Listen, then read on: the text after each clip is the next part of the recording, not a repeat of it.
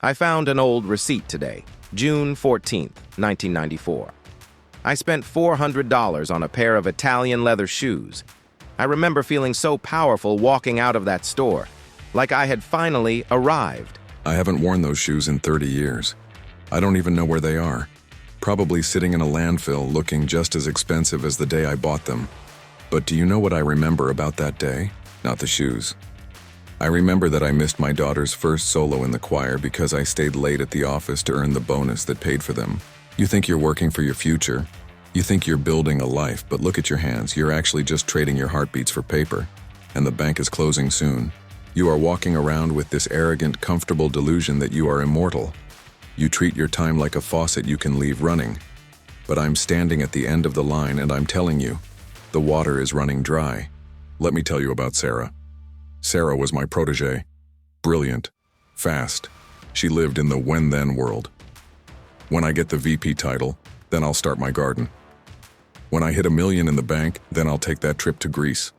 She hit the number. She got the title. We had a party for her on a Friday. She was glowing. She told me, "Aunt Clara, Monday is the first day of my real life. I'm finally going to breathe." Sarah didn't make it to Monday. An aneurysm doesn't care about your 5-year plan. It doesn't check your LinkedIn profile. She died with a to-do list that was 3 pages long and a heart that hadn't been used for anything but stress in a decade. The tragedy isn't that she died. The tragedy is that she spent 40 years preparing for a life she never actually touched. She was a world-class athlete who spent her whole career in the locker room, putting on her gear, and never once stepped onto the field. Why are you doing it? Who are you trying to impress? Your neighbors? They're too busy trying to impress you to even notice. Your boss? He'll have your desk cleared and a new body in your chair before your funeral flowers wilt. I used to have the big house on the hill. I had the gala dresses. I had the status.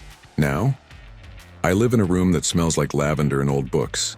I have a window. I have a bird feeder.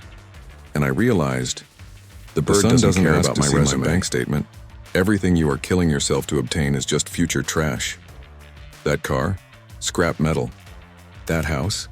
Someone else's renovation project. That reputation? A name that will be forgotten in 2 generations. The only things you actually own are the moments you were fully present for. Everything else was just a rental. When the lights start to dim, and they will, believe me, you won't reach for your awards.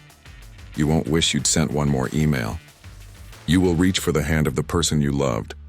You will reach for the memory of the time you laughed so hard your ribs hurt. You will reach for the feeling of the ocean on your skin. So here is my strategy for the rest of your life. First, stop waiting. There is no perfect time. The stars will never align. If you want to love someone, love them now.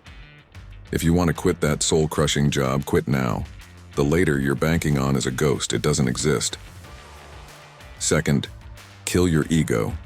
You're so scared of being judged. By whom? By people who are just as terrified and lost as you are? Nobody is watching you. They are too busy being the main characters in their own heads. Be a fool. Be loud. Be kind. It's much more fun than being respectable. Third, wake up. You are holding a miracle in your hand. Your health, your breath.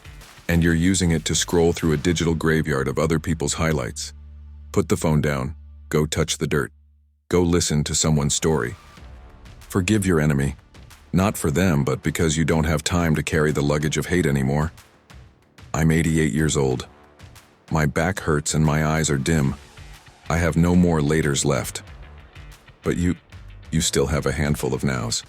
Don't waste them on the garbage. Don't be a ghost before you're dead. Go out there, get your heart broken, get your hands dirty. Live a life that leaves a beautiful scar, because the party is ending, and you don't want to leave without having danced. I'm tired now. Go live.